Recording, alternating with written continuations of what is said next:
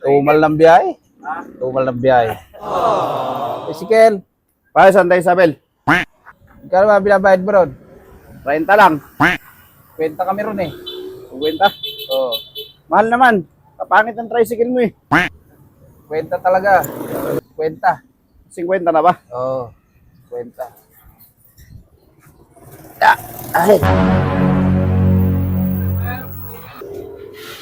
Para Santa Isabel, pare. Kababa naman ng ano mo. Ilang yan? Tricycle mo. Tapos, ang mahal pa ng singil mo. 50. Para. Magpas na ako sa bahay ko eh. Magkano yung usapan natin? Kwenta lang, boss. 50. O, 100. Salamat. Limo.